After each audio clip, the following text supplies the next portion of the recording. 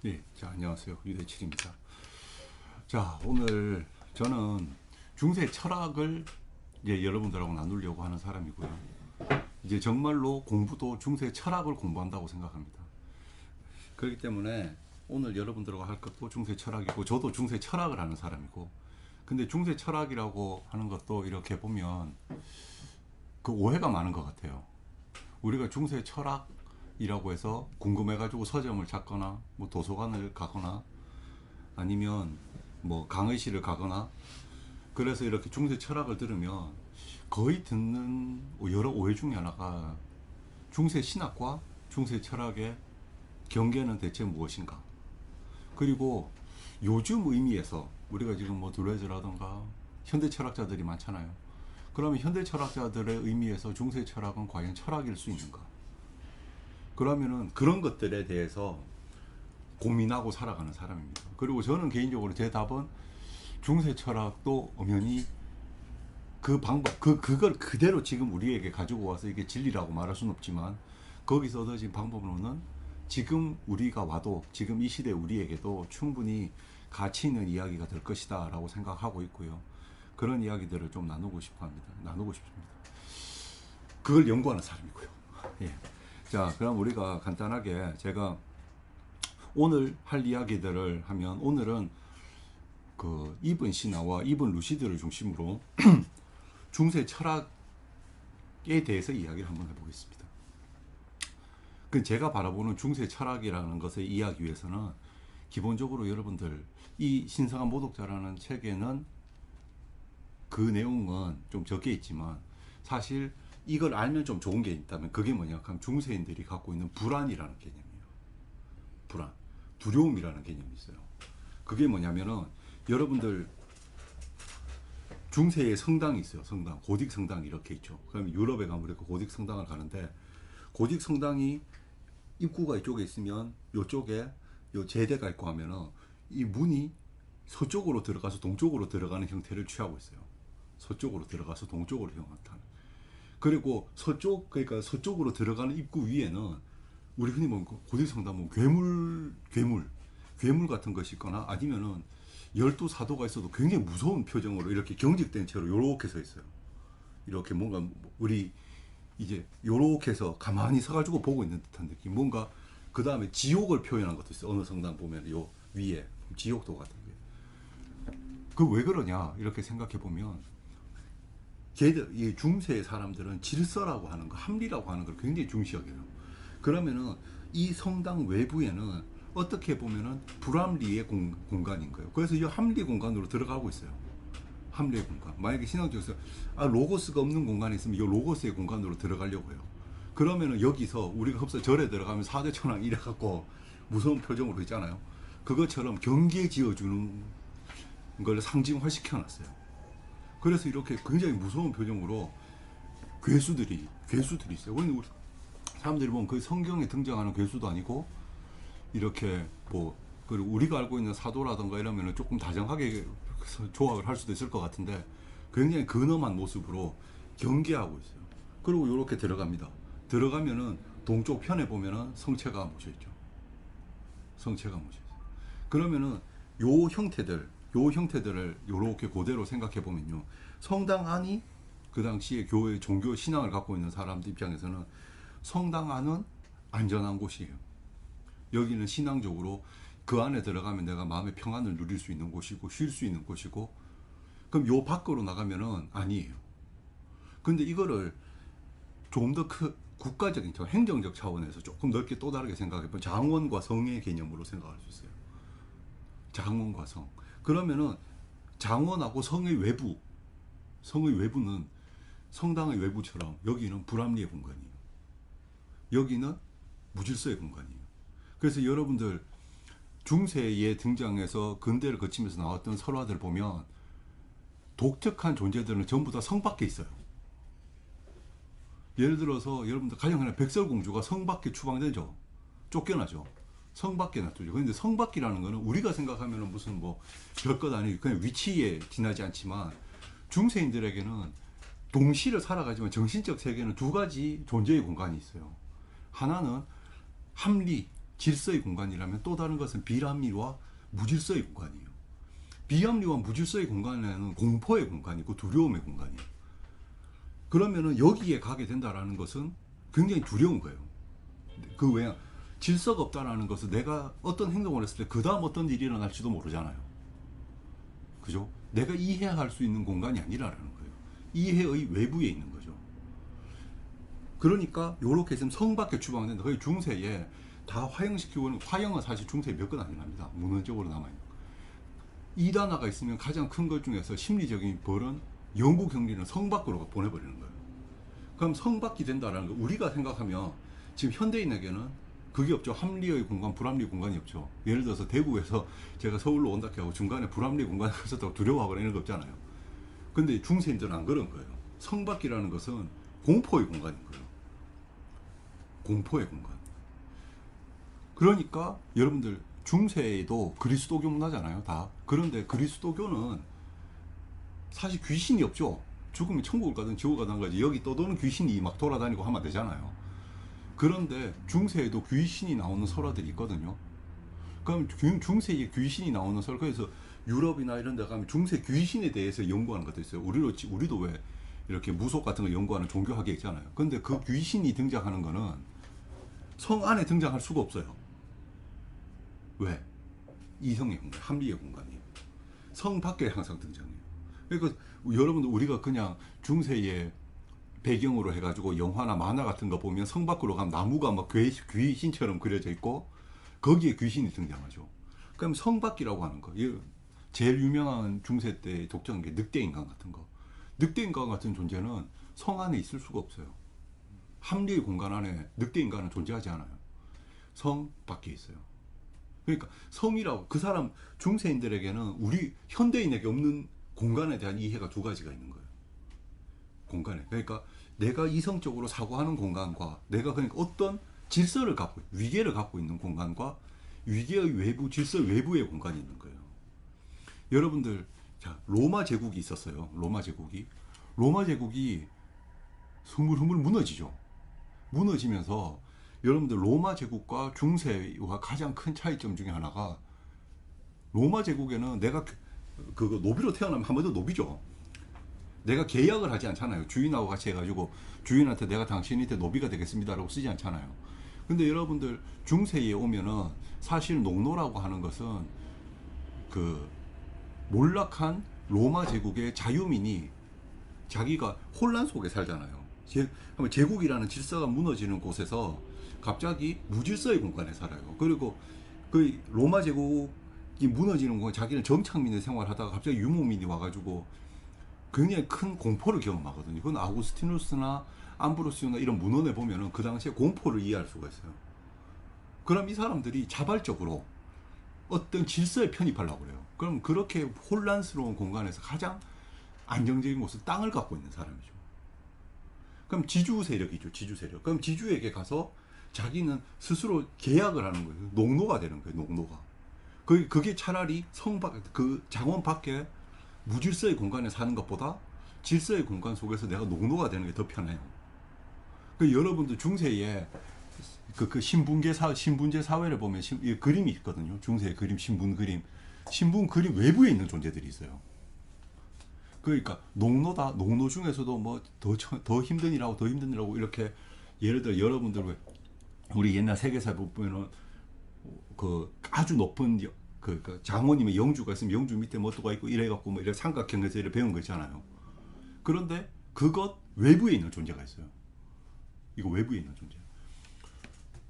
가장 대표적인 거, 어느 사회에 나갔을 때 우리 흔히 망난이라고 하는 존재. 그러니까 사형을 집행하는 존재들. 그 다음에 우리 뭐 예를 들어서 광산에서 일하는 존재. 우리 그 백설공주에 있는 그 나선 낭장에 있는 광산, 이런 사람들은 위기의 세계에 없어요. 위기의 세계. 그러니까 질서의 공간 안에 없어요. 성 안에 살지 않아요. 그 말은 뭐냐 하면 이 사람들은 성 안에 내가 농노로 산다 해도 내가 더 행복해요. 성 밖에서 저 사람이, 우리 지금 현대인의 생각을 하면 돼요. 성 밖에서 자유롭게 뭐 예를 들어서 사냥을 하면서 어쩌다 한 번씩 와가지고 뭐 사형을 하고 돈을 받고 간다 하면은 현대인이 생각하면 아주 경제적인 직업이라고 생각할 수도 있지만 중세인들의 관점에서는 그렇게 생각하지 않아요. 질서의 외부에 있는 거예요. 그렇기 때문에 그 사람들은 한마디로 우리가 중세의 사람들 아무리 신학을 가르쳐줘도 그 민중들 속에 있는 것들은 그들을 똑같은 눈으로 보지 않아요. 아무리 신학적으로 철학적으로도 그렇게 말이 안 된다, 그런 공간은 존재하지 않는다 하더라도 그 속에 로마 제국 이후에 몰락 이후에 넘어왔던 그 200~300년의 공포의 기간은 이게 사회적 공포로 남아 있어요. 그렇기 때문에 이 사람들은 이 여러분들 중세 때 거의 대부분 생존이라는 것이 어떤 집단을 만드는 힘이 돼요. 그 대학이라고 하는 것도 학자들이 그냥 이렇게 활동하니까 도저히 먹고 살 수 없으니까 자기 생존을 위해서 협동을 조합을 만들죠. 장사꾼도 조합을 만들죠. 그럼 서로 조합을 만들. 그게 뭐냐 하면은 자기끼리 질서를 만들어내면은 그 질서 틀 속에서는 내가 무엇을 해야 하는지 알 수 있잖아요.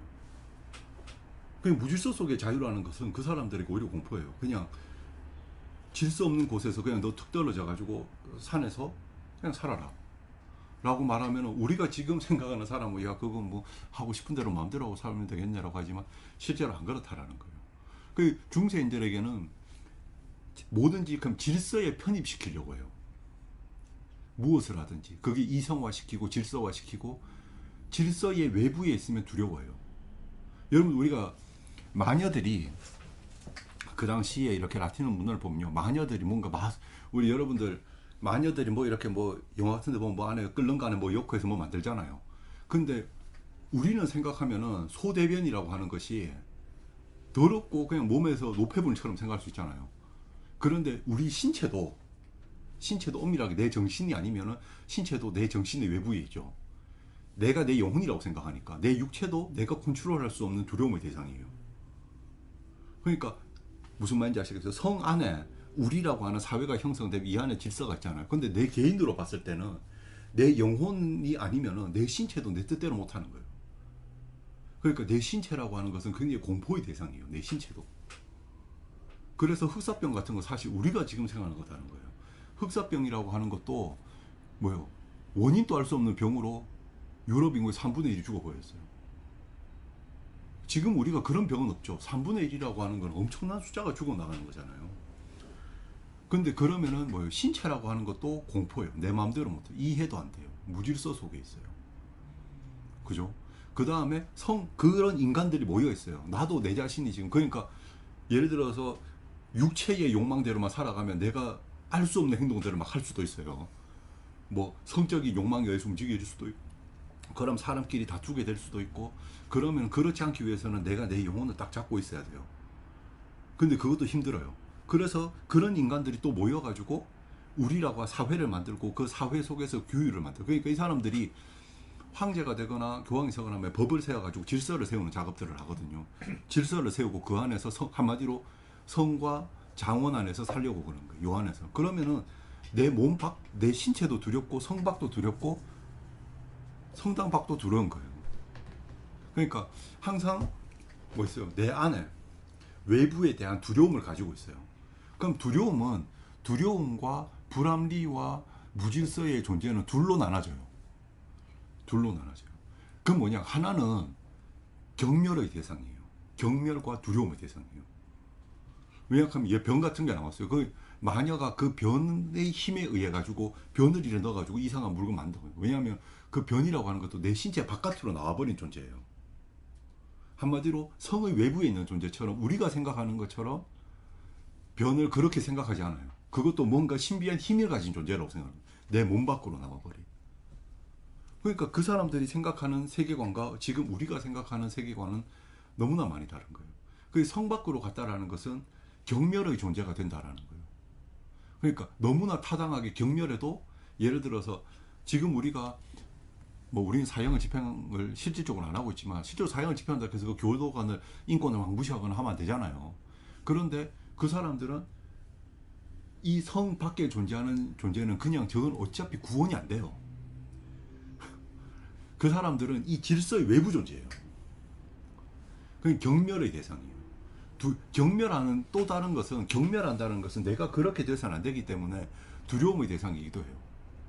그죠? 근데 또 하나 더 있어요. 이성적인 사고, 질서의 바깥에 있는 거는 신도 그렇죠. 신도, 우리 인간이 신이 어떻게 존재하는지에 대해서 완벽히 알 수 없죠. 그러니까 신도 외부 존재예요. 그죠? 신도 외부 존재. 그러면 우리가 성이 요렇게 있으면, 성이 있으면 성의 외부에 두 가지 대상이 있는 거예요. 하나는 경멸의 대상이 있고, 경멸하는데 또 다른 경멸의 이유는 그건 두려움이 있는 거예요. 내가 아닌 것에 대한 두려움이 있어요. 그럼 또 하나는 이것도 두려운데 이거는 뭐예요? 자기 신과 같은 존재예요. 이거는 경멸의 대상이 아니죠. 그렇게 중세 사람들이 오랜 시간 동안 체계를 유지해 왔어요. 그러면은 예를 들어서 이 세상을 모두 다 합리화해가는 합리적으로 설명할 수 있는가 하면 사실 여기가 남아있죠. 이 항상 이 성 밖이나 장원 바깥에 존재들이 남아있잖아요. 그럼 이건 합리적인 영역이 아니에요. 신체도 합리적으로 설명할 수 없죠. 그러니까 항상 신체에 대해서도 두려워하고 성 밖에 장원 밖에 대해서도 두려워해요. 근데 이런 두려움이 계속 유지되다가 이런 두려움에 서서히 변화가 일어나기 시작해요. 변화가 일어나기 시작. 자, 생각해보세요. 장원 사회는 상업을 중시하겠어요? 농업을 중시하겠어요? 농업 사회죠. 땅, 토지에서만이 뭔가 가치가 생산된다고 생각하는 거 아니에요. 근데 지나가면서 서서히 무역을 하다 보면은 뭐가 돼요? 상업 사회가 되죠. 그럼 상업 사회는 장원 안에서는 그 안에서 상업이 발달할 수가 없어요. 그 안에서 지금 전부 영주의 것인데 잔인하게 이야기하면 그 안에서 무슨 상업의 발달이 있겠어요. 그러면은 서서히 조금씩 장원과 장원 사이에 무역이 이루어지고 그 다음에 성과 성 사이에 무역이 이루어지면서 상업이 형성되기 시작하는 무렵에 오면 이 성 바깥 나가야 하는 존재예요. 그죠? 그래서 성 밖을 나가려고 하는데 조금 내가 안정적으로 나가려고 하면은 상인들이 길드를 조직하고 이렇게 나가죠. 그리고 나서 거기서 얻어오는 것이 보니까 별로 무서운 존재가 아니에요. 근데 그렇게 얻어오는 것들 보니까 굉장히 가치 있는 것들이 많아요. 가치 있는 것들이 많아요. 그렇게 무역을 통해서 서서히 두렵다라고 생각하고 이질적이라고 하고 거부하고 배격하던 존재 중에서 들어온 가장 가치 있는 것 중에 하나가 의학이에요. 자, 물론 수학도 있지만 의학이에요. 왜냐면 우리 신체도 영혼 외부니까 신체는 설명하기 어려워요. 제가 이렇게 중세에 13세기나 14세기가 되면은 아무나 치료를 못해요. 왜냐하면은 의대가 생겼기 때문이죠. 의대가 생겼다는 말은 의사 라이센스가 지금 우리하고 똑같은 거예요. 그래야지 치료 행위를 할 수 있지. 그전에는 사실 수도원 같은 데서 그냥 뭐 주먹구구식으로 배워가지고 그냥 의술을 한 거죠. 그게 정확하게 정상적인 의학이라고 보기 어렵죠. 그런데 자기 서유럽이라고 하는 틀 외부 이슬람에서 들어온 의학이 들어오거든요. 철학보다 의학이 들어왔는데 이 의학에 의하면 장사꾼들이 의학이 그냥 들어오는 게 아니에요. 거기에 있던 애들이 이탈리아 같은 데 와서 무슬림이 그 중에 몇몇 사람들이 수사가 되고 개종하면서 자기가 아랍어를 구사할 수 있고 또 당시 여기에 수사가 됐기 때문에 라틴어가 가능하죠. 그래서 이 사람들이 여와가지고 자기의 의학 서적들을 뭐로 번역하겠어요? 라틴어 번역을 해요. 그러면은 라틴어 이게 이대로 사람은 치료를 하기 시작하는 거예요. 그런데 의학하고 철학의 가장 큰 특징 중 하나가 철학의 성과가 이렇게 눈에 바로 보이지가 않잖아요. 근데 의학은 그대로 실행해 보면 어떻게 돼요? 이게 나아지죠.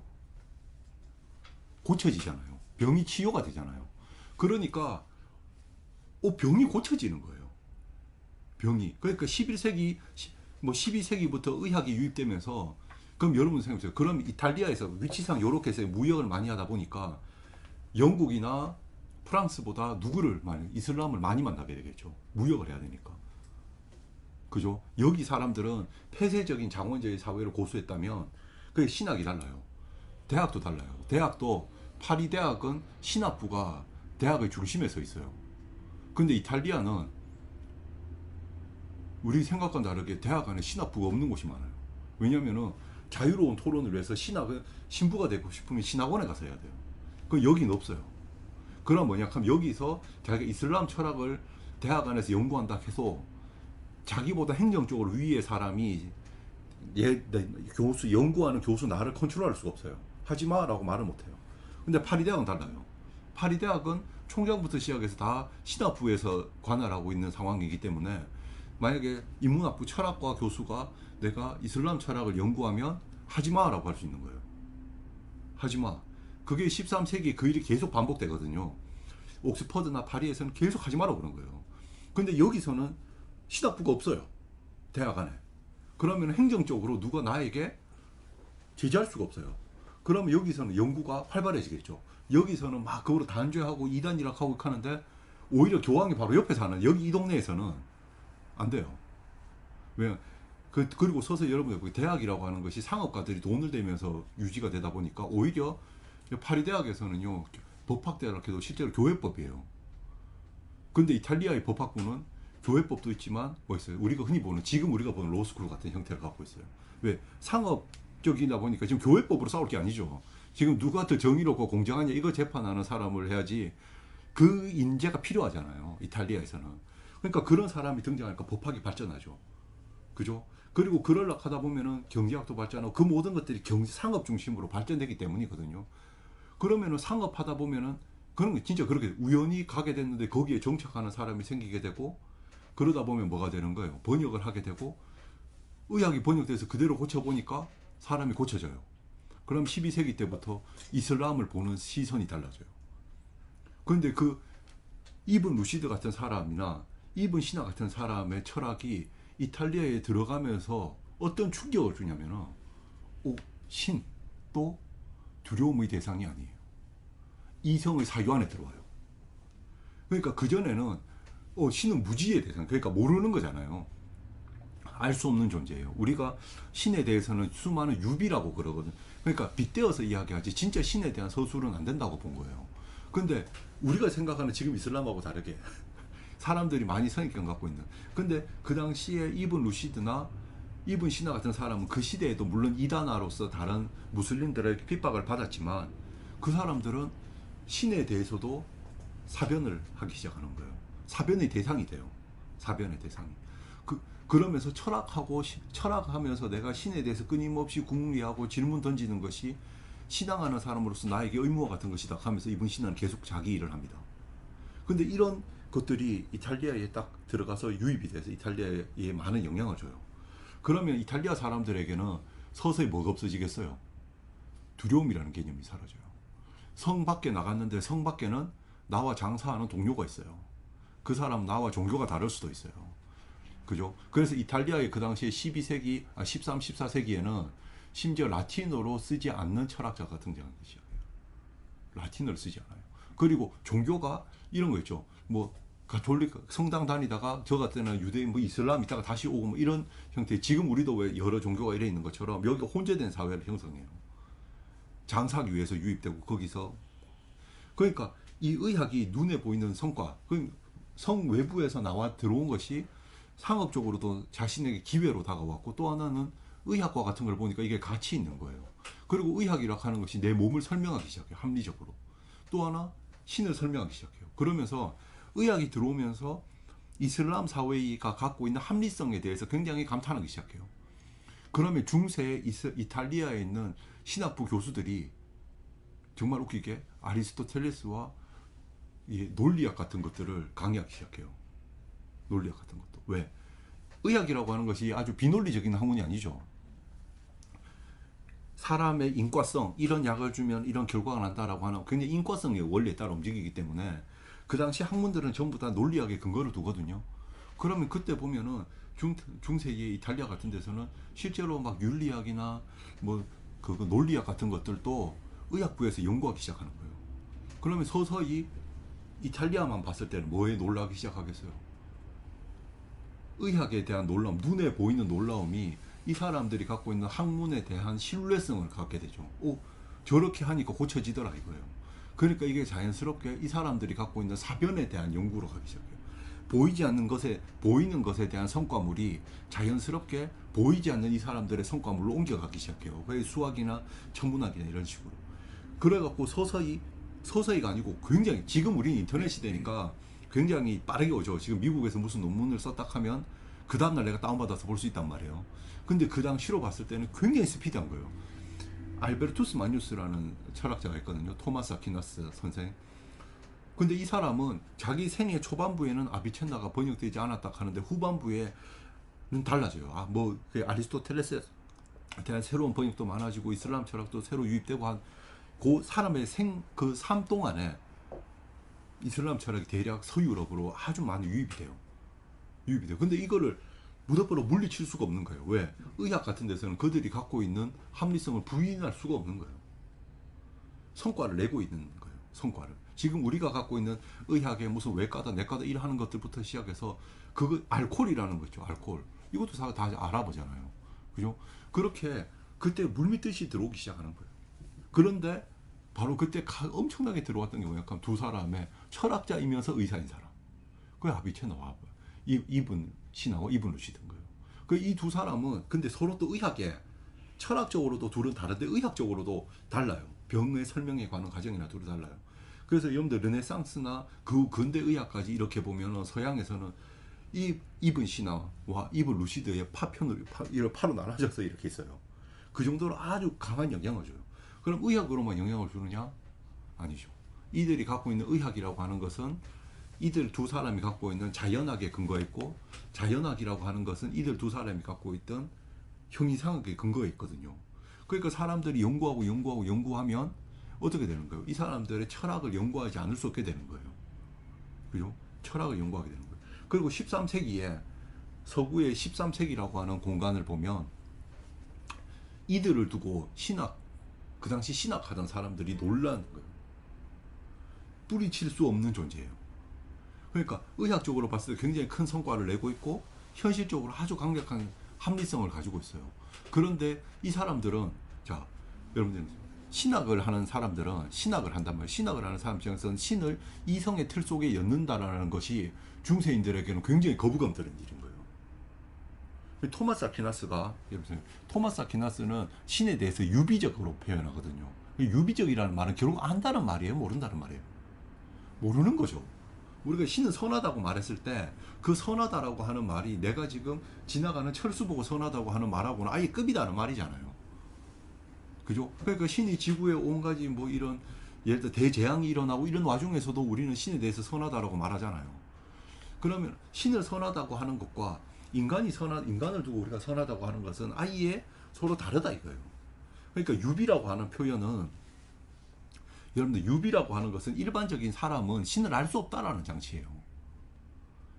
일반적인 사람은 신에 대해서 알 수가 없어요. 그러면은 여러분들 교회에서는 유비를 좋아하겠어요, 싫어하겠어요? 좋아하죠. 그러니까 특정한 누군가가 계시를 받은 누군가가 구원이라든가 복원을 풀이할 수 있는 독점권을 갖고 있죠. 그죠? 당신들은 신에 대해서 언어적으로 함부로 쓸 수가 없어요. 그게 모르는 거예요. 모르는 영역이에요. 그런데 갑자기 누가 나타나고 이슬람 사람들이 나타나서 여러분들 이슬람 사람들 지금 우리보다 그 당시 토마스 아퀴나스나 이런 사람들은 철학과 철학이 만나서 논쟁한 거예요. 그러니까 이슬람 사람들 앞에서 성경책 들고 와서 논쟁하는 게 아니에요. 그럼 서로 논쟁이 안 되죠. 그죠? 그래서 실제로 토마스 아퀴나스가 아베로이스주의자나 이런 사람들하고 논쟁했을 때는 철학 대 철학이 만나요. 그래서 성경책을 들고 이야기하지 않아요. 논쟁 싸움을 해요. 지성 단일 속론 이런 거 보면은 누가 더 합리적인 걸 갖고 싸워요. 그 성경책 들고 싸우진 않아요. 그런데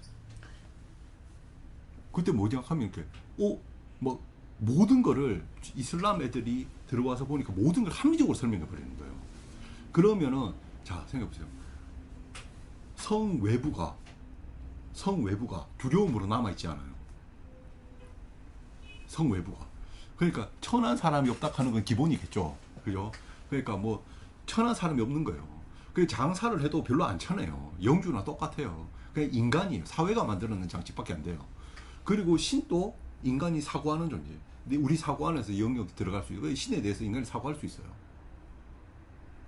그러면은 신학하는 사람들 입장에서 싫어하겠죠. 신학이라고 하는 것이 지금 현대의 신학을 이야기하는 그 당시만 해도 자기가 뭔가 독점하고 있어야 되는 거예요. 예를 들어서 신에 대해서 내가 계시질인데 삼위일체는 사실 이성적으로 완벽히 설명할 수 없는 진리란 말이에요. 근데 그때 이탈리아의 철학자들은 보면 삼위일체도 완벽히 설명할 수 있다고. 서서히 이슬람에 의해서 유입되어진 이탈리아의 중세 철학자들의 눈에는 인간은 이제 더 이상 이 성벽이라든가 장원의 외부에 대해서 두려워하지 않는 거예요. 다 합리적으로 설명 가능한 대상이 되어버린 거예요. 그러면은 그 사람들의 두려움이 그 신학은 그거를 두고 볼 수가 없는 거예요. 이래 두면 안 돼요. 자기 자리가 없어져요. 그러니까 예를 들어서 중세 13세기의 한 이슈 중에 하나가 이거 행복이에요. 행복. 여러분들 예를 들어 지금 그리스도교가 그때는 신구교가 없죠. 그리스도교가 예를 들어 교회 안 가는데 신앙이 아니라 이성으로 행복해질 수 있다.